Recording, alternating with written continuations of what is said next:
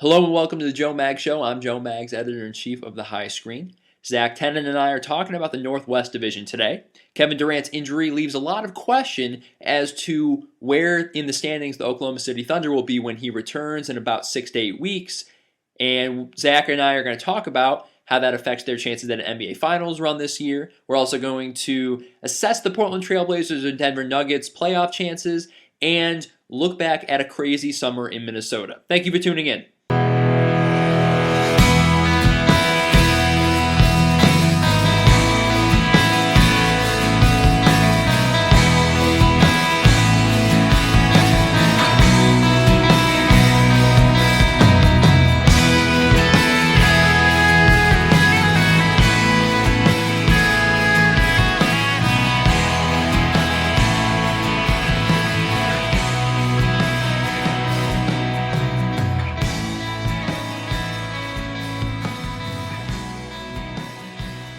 Hello and welcome to the Joe Mag Show. I'm Joe Mag's editor-in-chief of the High Screen. I'm with Zach Tennen, our NBA writer, and we're breaking down the Northwest Division in the Western Conference, known as the Oklahoma City Division. Zach, obviously, we should just start right there. Pretty big news a couple weeks ago out of OKC, Durant's injury, and that's going to have a huge effect on the beginning of this regular season. Yep, Russell Westbrook, Kevin Durant actually out 6 to 8 weeks. You know, we're used to hearing Westbrook, but now I guess it's alternating between all three of these stars, Ibaka, Westbrook, and Durant. So I'll let you take over from there. Yeah, because the big question to me is, can OKC still contend for the number one seed if they're going to miss Kevin Durant for close to 2 months? Because, you know, we don't really know what this team can do without Durant. He's never missed any time. And so, and in that regard, we're lucky. But now I think the Thunder are in a position where if Westbrook, Ibaka, and company can't hold the fort, let's say, like, what if they're like fifth in the West when Durant comes back? Can they climb all the way back up to number one? In the Western Conference in this day and age, it's gonna be tough. It's gonna be tough. So.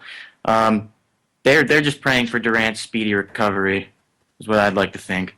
Right, well, and it's because it's really important that they make a run at the one seed. I mean, we saw how important it was for San Antonio to have home court advantage, and if you give San Antonio home court advantage, they brought back the whole squad again. They're not gonna rest just because they got their chip. Like, they're gonna go for number 6. I just think San Antonio is more than willing to take it again if OKC. Yeah, and I think it's pretty clear also that the Clippers are just a more complete team, especially when without Durant. Yeah, I think the Clippers. I think we have to talk about them as potentially being better than the Thunder straight up now, because they might pull away. And my example, so the Memphis Grizzlies, right? They lost Marc Gasol for a certain stretch last year. He comes back. They win the most games in the NBA with him back. And they almost missed the playoffs in the West. That's how tough it is. So there's no forgiveness. If OKC starts down, it's going to be really, really tough for them to get back into it.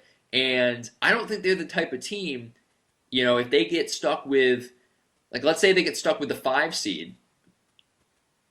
They almost lost in the first round last year with home court. Yeah, the first round in the Western Conference is not easy. No.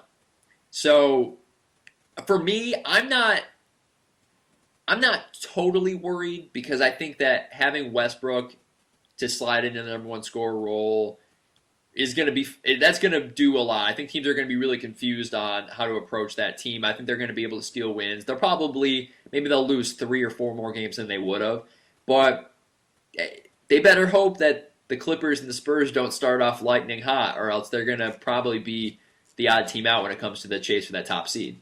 There are a couple guys I just wanted to quickly mention before we go on to Minnesota that are going to need to step up, especially with Durant being out. Steven Adams, I think he's a candidate for most improved player this year. I think he's a really good, aggressive center. He's really smart.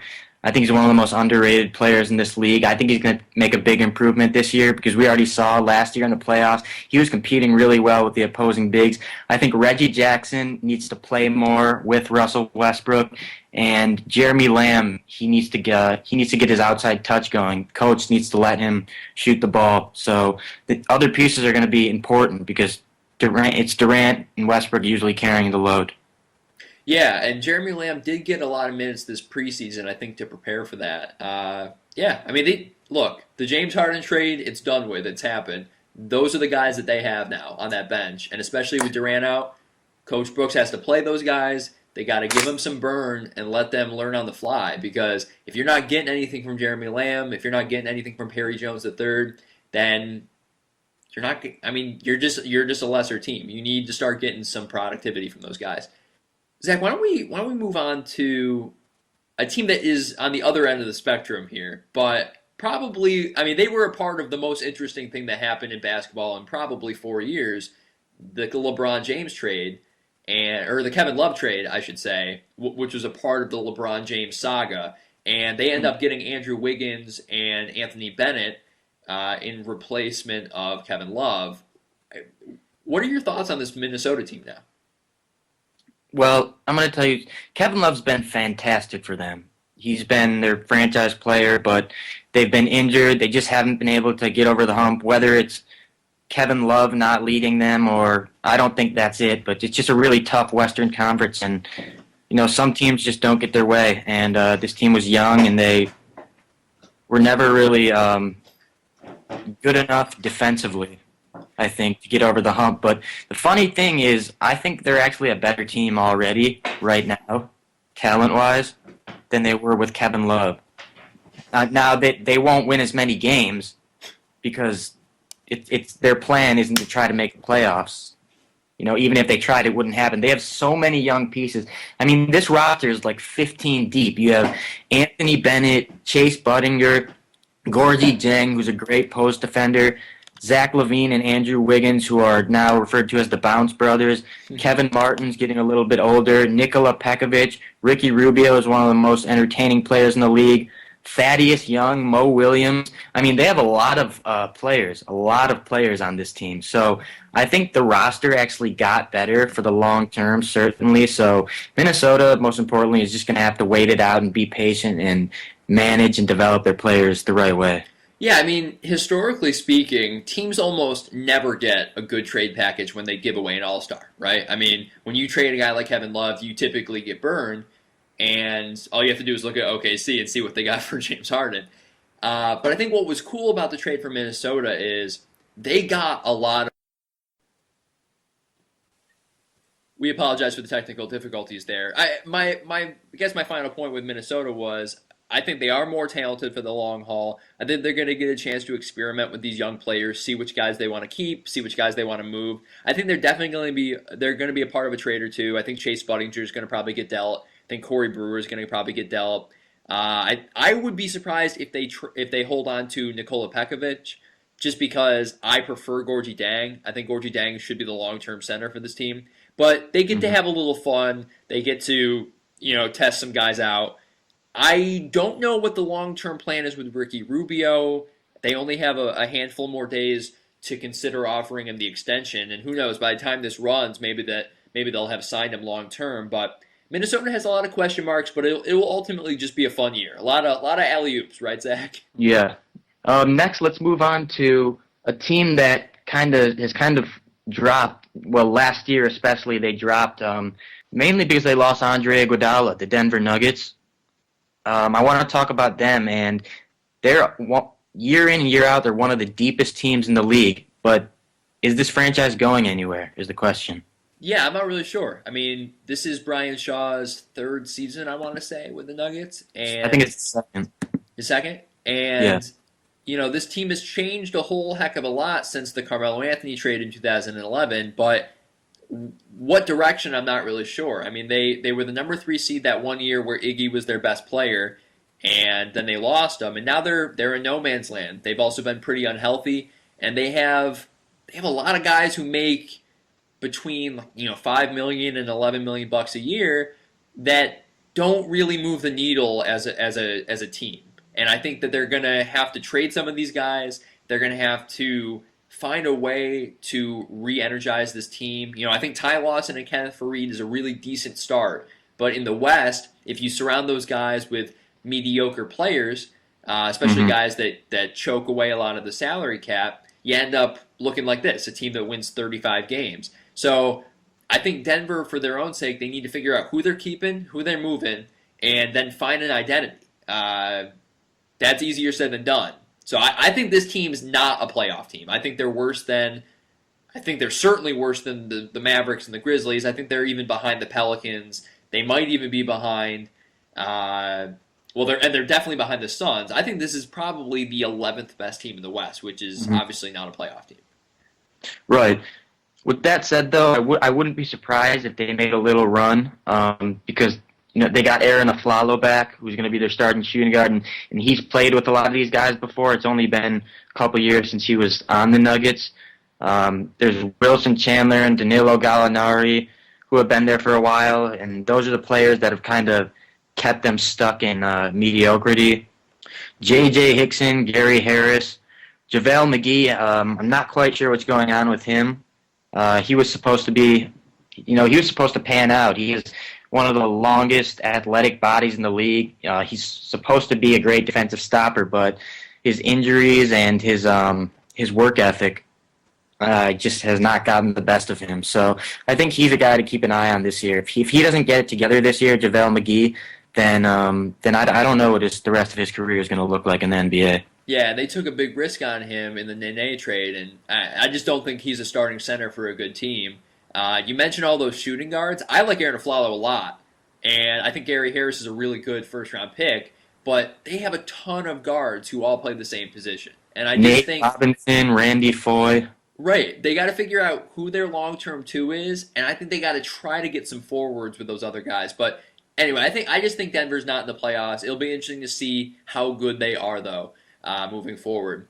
Zach, the last thing that I wanted to ask you about is the Portland Trailblazers, right? So they were the number 5 seed in the playoffs this past year. They end up beating Houston in the first round on a very exciting Damian Lillard game-winning shot. But they go into the second round, they get scraped by the San Antonio Spurs. So my question is, and a lot of people are asking the same thing, is Portland going to be better next year, or are they going to take a step back?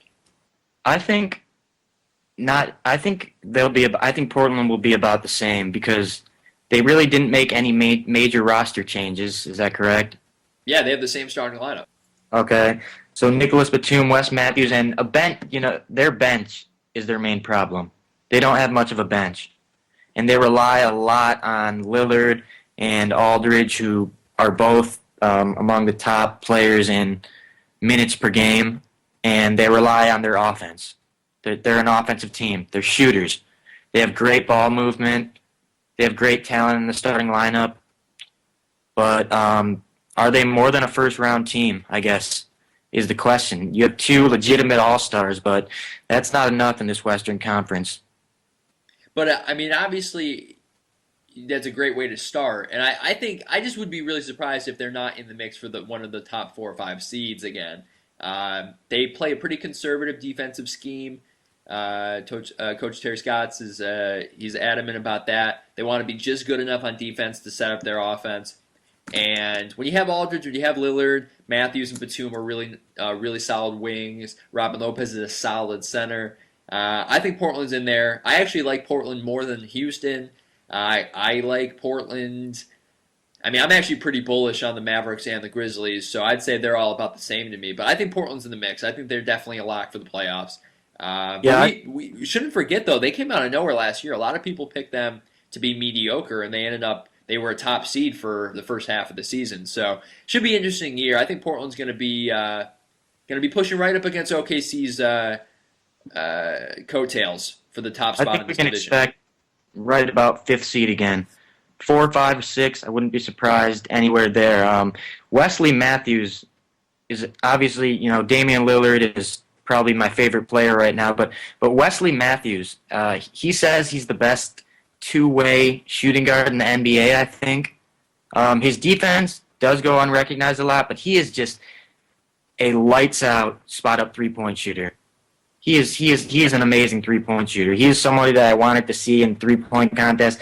I was disappointed he wasn't in the 3-point contest.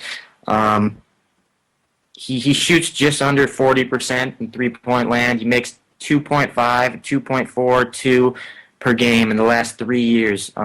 So he's really a guy I like. And Blazers are a nice league pass team to watch. They're very, very, very exciting. Definitely, definitely. So Zach, I guess the other thing that we should talk about, can OKC finally get over the hump and win a title this year? Because we talked about this before the pod. If they don't win the chip this year, things get a lot more interesting with Kevin Durant and a contract season in 2015. Right.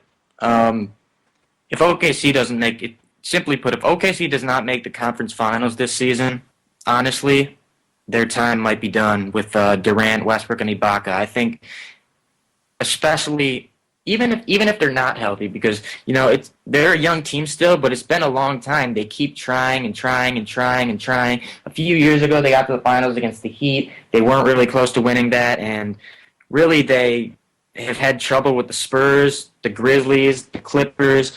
So OKC needs to get to probably the finals this year. Yeah, OKC was my finals pick last year, and I've learned better. I just got to see it now.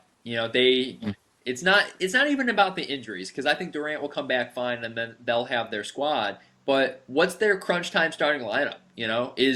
Can Reggie Jackson and Russell Westbrook play together at the end of the game and get the job done? Who's their wing? Is it Anthony Morrow? That was their big acquisition over the summer.